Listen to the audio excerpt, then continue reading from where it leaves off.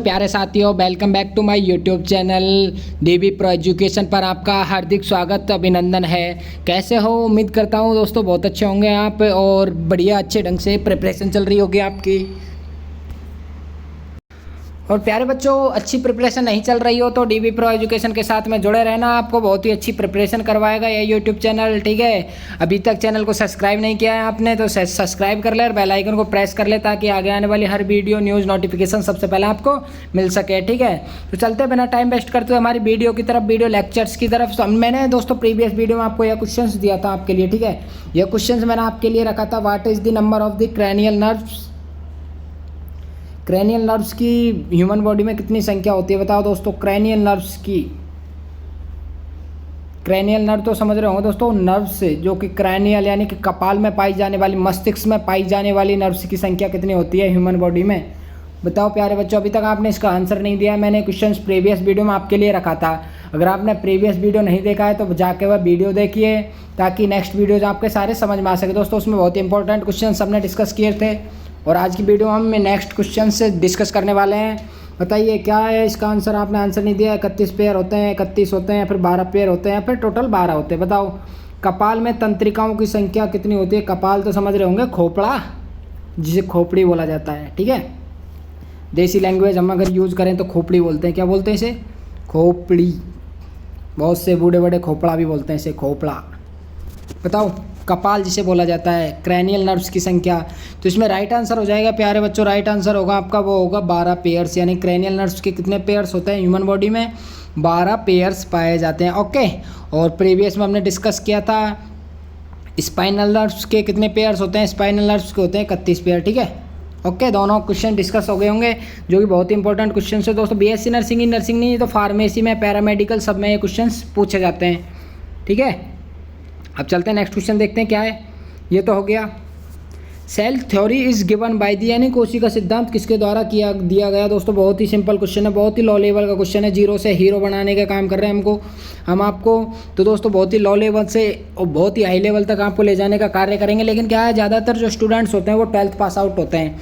12th pass out होते हैं तो उनको बिल्कुल जीरो लेवल से उठाना बहुत ज़रूरी होता है। ठीक है, उनको अगर जीरो लेवल से नहीं उठाया जाए, उनको डायरेक्ट हाई लेवल पर ले जाया जाए तो उनके कुछ भी समझ में नहीं आएगा। इसलिए बहुत ही लो लेवल से हम क्लासेज आपके लिए लगा रहे हैं। और दोस्तों जो हमारी क्लासेज हैं वो राजस्थान, किसके लिए? Rajasthan BSc nursing entrance exam, Punjab के लिए, उत्तर प्रदेश, यूपी, प्लस में छत्तीसगढ़ और बिहार के लिए। ठीक है, बहुत ही इंपॉर्टेंट होने वाली हैं दोस्तों ये वीडियोज़ है जो मैंने आपको ये स्टेट बताए, उनमें से इस क्वेश्चन बार बार रिपीट होने वाले क्वेश्चन है। ठीक है, चलते हैं तो बिना टाइम वेस्ट किए। अभी तक दोस्तों वीडियो को लाइक नहीं किया तो एक बार लाइक ज़रूर कर दें। ठीक है, ओके, तो बताओ दोस्तों कोशिका सिद्धांत किसके द्वारा दिया गया? रिचर्ड अल्टमान के द्वारा, एंटोनी वान ल्यूवेनहॉक, रॉबर्ट हुक या फिर स्लाइडन एंड स्वान के द्वारा।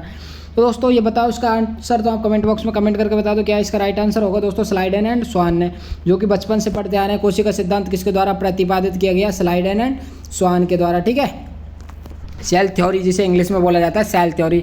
दोस्तों ये क्लासेज हैं आपके लिए इंग्लिश और हिंदी दोनों माध्यम में रखी गई है ताकि इंग्लिश मीडियम वाला भी स्टूडेंट्स भी आसानी से प्रिपरेशन कर सके, हिंदी मीडियम वाला है वो भी आसानी से समझ सके। ठीक है, ये दोनों कॉमन इसलिए नहीं लिए गए हैं, लैंग्वेज बाईलैंग्वेज इसलिए पढ़ाया जा रहा है क्योंकि दोस्तों जो हिंदी मीडियम वाला स्टूडेंट है वो आसानी से इंग्लिश में कन्वर्ट होने में ज़्यादा प्रॉब्लम ना आए। ठीक है, यानी कि वह थोड़ी इंग्लिश भी पढ़ सके, इसलिए बाईलैंग्वेज लैंग्वेज यहाँ पे यूज की गई है। ठीक है, बताओ क्वेश्चन आपके लिए, लाल रक्त कणिकाओं के निर्माण की विधि क्या कहलाती है दोस्तों। बताओ जो लाल रक्त कणिका है जिसे क्या बोला जाता है? आरबीसी, रेड ब्लड सेल्स, जिनको इंग्लिश में बोला जाता है RBC, red blood cells production process is called as, यानी आरबीसी का प्रोडक्शन प्रोसेस है वो क्या कहलाता है? आरबीसी के जो प्रिपेयरिंग प्रोसेस है यानी निर्माण की विधि, लाल रक्त कणिकाओं के निर्माण की विधि क्या कहलाती है दोस्तों। बताओ, निर्माण तो समझ रहे होंगे, मैन्युफैक्चरिंग जिसे बोला जाता है, एरिथ्रोपोइटिन, एरिथ्रोपोइसिस, हीमोपोइसिस, हेमेटोपोइसिस।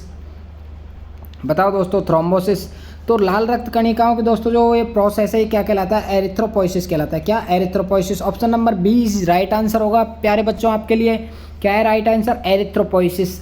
आरबीसी के निर्माण का जो प्रोसेस है वो एरिथ्रोपोइसिस कहलाता है। और जो फर्स्ट में ऑप्शन दिया है आपके लिए क्या? एरिथ्रोपोइटिन। ये ऑप्शन है दोस्तों फर्स्ट वाला। एरिथ्रोपोइटिन क्या है? एरिथ्रोपोइटिन दोस्तों एक प्रोटीन है जो कि आरबीसी के निर्माण में बहुत ज़्यादा हेल्प करती है। इसकी मदद से ही आरबीसी का निर्माण हो पाता है। ठीक है, तो एरिथ्रोपोइटिन ये दोस्तों एक तरह का प्रोटीन मान के चलो, इसको प्रोटीन होता है ये, है ना, एरिथ्रोपोइटिन, जो कि एरिथ्रोपोइसिस यानी कि आरबीसी के निर्माण में बहुत ज़्यादा सहायक होता है, बहुत ही ज़्यादा हेल्पिंग होता है। ओके, चलते हैं हम नेक्स्ट क्वेश्चन की तरफ। नेक्स्ट क्वेश्चन रहेगा आपके लिए, what is the graveyard of RBC या फिर ब्लड सेल्स, यानी कि ग्रेवयार्ड ऑफ आरबीसी या फिर ब्लड सेल्स, या में आरबीसी डब्ल्यूबीसी किसी कोई भी बोल सकते हैं दोस्तों। ब्लड सेल्स यहाँ पे आ गया ना वर्ड, ब्लड सेल्स। अब ब्लड सेल्स दोस्तों प्लेटलेट्स भी हो सकती हैं, आरबीसी भी हो सकती हैं, डब्ल्यूबीसी भी हो सकती हैं। तो ग्रेवयार्ड यानी आरबीसी या फिर रक्त कोशिका जितने भी प्रकार के होते हैं उनका कब्रिस्तान किसे कहा जाता है, वो बताओ प्यारे बच्चों, क्या है इसमें राइट आंसर। तो हमारे प्यारे साथियों, इसमें राइट आंसर होने वाला है आपके लिए option number A, B, C, D. बताओ कौन सा सही है इसमें राइट आंसर होगा दोस्तों स्प्लीन। ये क्या है, graveyard of RBC, WBC, platelet, blood cells, यानी ब्लड सेल्स का ये ग्रेवयार्ड कहलाता है स्प्लीन, जिसे दोस्तों कभी कभी बॉडी का पूरा ग्रेवयार्ड माना जाता है। इसे graveyard of the body, human body का ग्रेवयार्ड कौन है, स्प्लीन, ठीक है। कब्रिस्तान, जिसे कब्रिस्तान मतलब क्या होता है दोस्तों, कब्रिस्तान आप देसी लैंग्वेज में भी यूज़ करते हैं। कब्रिस्तान जहाँ पे मुर्दों को गाड़ा जाता है उसे कब्रिस्तान बोला जाता है। कहाँ पे, जहाँ पे मुर्दों को गाड़ा जाता है, जलाया जाता है, उसे कब्रिस्तान बोलते हैं, कब्रिस्तान, ठीक है।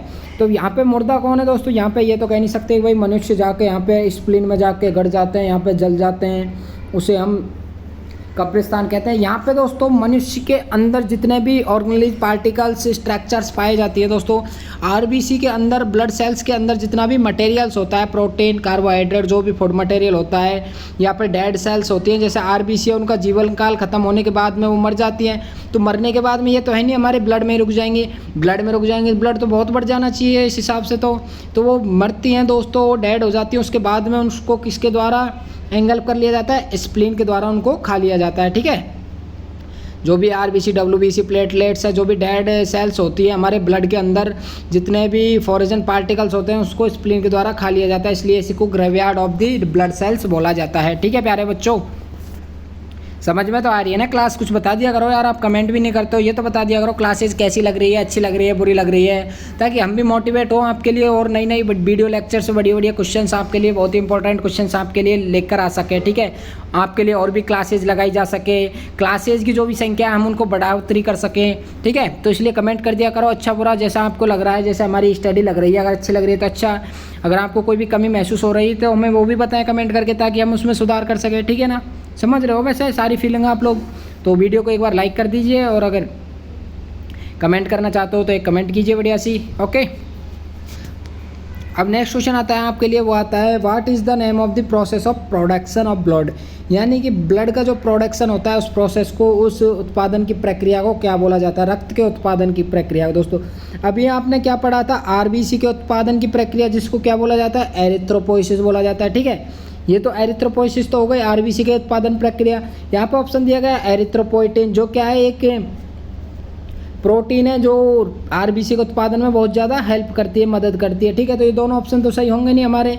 अब थर्ड आता है हीमोपोइसिस, ठीक है। हीमोपोइसिस, थ्रोम्बोसिस इसमें हो नहीं सकता, क्योंकि थ्रोम्बोसिस किसे बोला जाता है, थक्का बनने को थ्रोम्बोसिस बोला जाता है, ठीक है। तो इसमें राइट आंसर क्या होने वाला है, हीमोपोइसिस, यानी कि प्रोडक्शन ऑफ ब्लड, रक्त के उत्पादन की प्रक्रिया क्या कहलाती है प्यारे बच्चों, हीमोपोइसिस कहा जाता है रक्त के उत्पादन की प्रक्रिया को, ठीक है ना।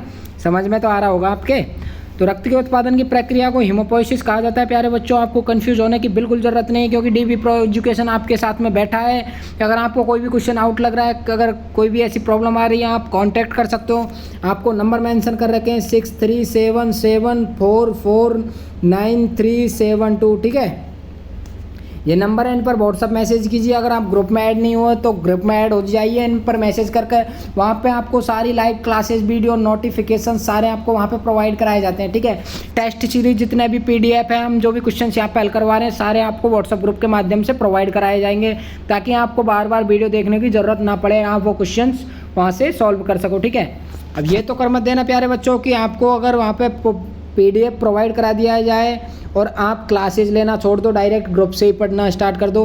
क्या होता है, कभी कभी कुछ ऑप्शंस हैं वो भी गलत हो जाते हैं टाइप, तो उनको भी सही करना हमारे यहाँ पे वीडियो पे ही डिस्कस किया जाता है, उनको सारे सॉल्यूशन आपको यहीं पे प्रोवाइड कराए जाते हैं, ठीक है। सारे सॉल्यूशन यहीं पे मिलेंगे आपको। अब आप अगर वीडियो लेक्चर कंप्लीटली नहीं देखोगे तो आपको बिल्कुल कुछ भी समझ में नहीं आएगा। आप खाली रट सकते हो, लेकिन उस चीज़ को भेजे में बिल्कुल फिट नहीं बैठा सकते हो, माइंड में बिल्कुल सेट नहीं हो सकती वो चीज़, खाली रट सकते हो आप उसको, ओके। तो बने रहना चैनल के साथ में, सारी वीडियो लेक्चर जितने भी आए उनको एक बार देखा करो। उसके बाद में अगर आपको रिवीजन करना है तो व्हाट्सएप ग्रुप के माध्यम से PDF में से आप रिवीजन कर सकते हो, ठीक है। तो प्रोडक्शन ऑफ ब्लड यानी व्यक्तिगत उत्पादन प्रक्रिया क्या कहलाती है? Haemopoiesis, okay. अब चलते हैं नेक्स्ट क्वेश्चन की तरफ। नेक्स्ट क्वेश्चन आपके लिए वो है, liver is situated at which the side of body, यानी यकृत शरीर के किस ओर स्थित होता है? बताओ प्यारे बच्चों, आपके लिए बहुत ही, यानी कि जो मानव का जो यकृत होता है, लीवर होता है, वो शरीर के किस ओर स्थित होता है? बताओ किस ओर सिचुएटेड होता है? Liver is situated at which side of the body, यानी कि जो मानव का यकृत है वो कौन सी साइड में ह्यूमन बॉडी की तरफ स्थित होता है? लेफ्ट साइड में होता है, राइट में होता है, बोथ, या फिर दोनों साइड में होता है, या फिर नन ऑफ दीज, या फिर कोई सी साइड में नहीं होता है? बताओ दोस्तों क्या होगा इसमें राइट आंसर? बताओ राइट आंसर होने वाला है इसमें दोस्तों राइट, ओके। क्या हो गया? राइट आंसर हो गया हमारा option number B is right answer है प्यारे बच्चों आपके लिए। राइट साइड में, यानी कि जो हमारा सीधा जो हिस्सा है, सही सीधे हाथ वाला जो हिस्सा, हम अगर देसी लैंग्वेज में बोले तो हमारा जो सीधा हाथ होता है प्यारे बच्चों, राइट हैंड, सीधे हाथ की तरफ हमारा लीवर सिचुएटेड होता है। यानी कि किस तरफ पाया जाता है बॉडी में लीवर? सीधे हाथ की तरफ यह पाया जाता है, ठीक है। Option number B right. अब चलते हैं नेक्स्ट क्वेश्चन की तरफ। नेक्स्ट क्वेश्चन आपके लिए वो आता है, study of the nervous system is called as, यानी तंत्रिका तंत्र के अध्ययन को क्या कहा जाता है? बताओ प्यारे बच्चों, नर्वस सिस्टम के अध्ययन को क्या कहा जाता है? तंत्रिका तंत्र के अध्ययन को स्टडी ऑफ नर्वस सिस्टम, यानी कि हमारा माइंड, एक तरह से अगर हम देखें तो माइंड की स्टडी को क्या कहा जाता है? जो भी नर्व्स होते हैं हमारे, मूड, एक तरह से बोले ना हम देसी लैंग्वेज, मूड, न्यूरोलॉजी कहा जाता है, नेफ्रोलॉजी, नियोनाटोलॉजी, या फिर नैरोलॉजी। बताओ प्यारे बच्चों क्या है इसमें राइट आंसर?